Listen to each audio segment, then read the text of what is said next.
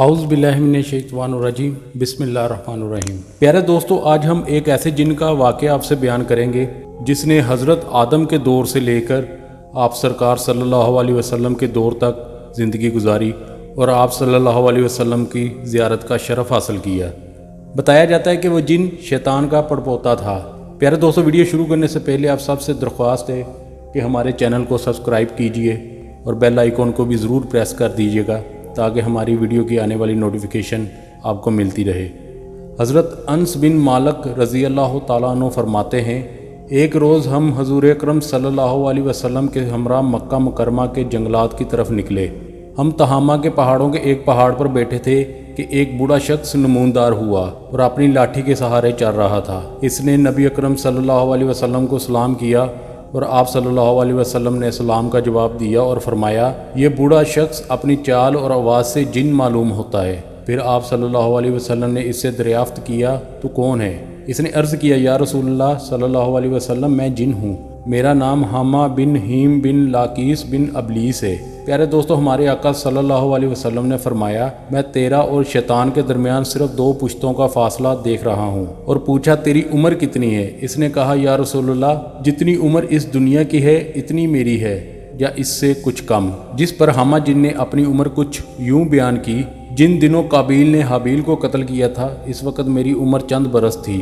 میں پہاڑوں میں دوڑتا پھرتا تھا اور لوگوں کے دلوں میں وسوسے ڈال دیا کرتا تھا۔ حضور اکرم صلی اللہ علیہ وسلم نے فرمایا، یہ تو بہت برا عمل تھا۔ اس جن نے آپ سرکار صلی اللہ علیہ وسلم سے کہا، مجھے ملامت نہ فرمائیے، کیونکہ میں ان لوگوں میں سے ہوں جو حضرت نوح علیہ السلام پر ایمان لائے تھے اور توبہ کر لی تھی اور دعوت دین کے کام میں ان کے ساتھ تعاون کیا تھا اور انہیں راضی کر لیا تھا۔ اس کے بعد وہ جن اتنا رویا کہ ہم بھی رونے لگے۔ اس جن نے کہا، اللہ کی قسم، میں بہت شرمندہ ہوں، میں اللہ کی پناہ مانگتا ہوں اس بات سے کہ میں کافر رہوں۔ میں نے حضرت ہود علیہ السلام سے ملاقات کی اور ان پر ایمان لایا۔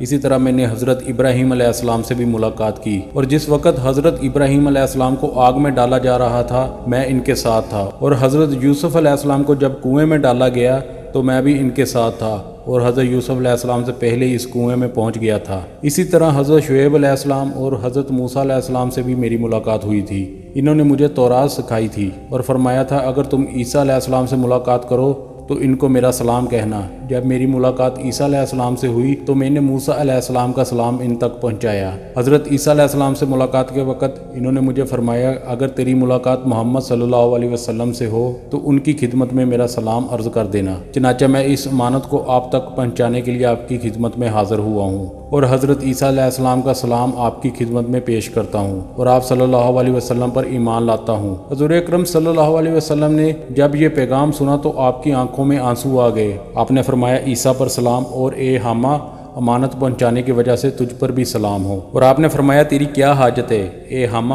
اس نے عرض کیا، حضرت موسیٰ علیہ السلام نے مجھے تورات سکھائی اور حضرت عیسیٰ علیہ السلام نے مجھے انجیل سکھائی تھی، بس آپ صلی اللہ علیہ وسلم مجھے قرآن سکھا دیجئے۔ چنانچہ حضور اکرم صلی اللہ علیہ وسلم نے اس جن کو قرآن مجید کی تعلیم فرمائی۔ ایک روایات میں آتا ہے کہ حضور اکرم صلی اللہ علیہ وسلم نے اس جن کو 10 صورتیں سکھائی تھی اور بعد میں فرمایا، اے حامہ، جس وقت تمہاری کوئی حاجت ہو پھر میرے پاس آ جانا، ہم سے ملاقات نہ چھوڑنا۔ پیارے دوستو، حضور اکرم صلی اللہ علیہ وسلم اس دنیا سے پردہ فرما گئے، لیکن اس واقعے کے بعد حامہ کے بارے میں کچھ نہیں فرمایا۔ خدا جانے حامہ ابھی زندہ ہے یا مر گیا، واللہ عالم۔ پیارے دوستو، یہ تھی ہماری چھوٹی سی آج کی ویڈیو۔ امید کرتا ہوں آپ کو پسند آئی ہوگی۔ انشاءاللہ ملیں گے نیکسٹ ویڈیو میں، تب تک کے لیے اجازت دیجیے، اللہ حافظ۔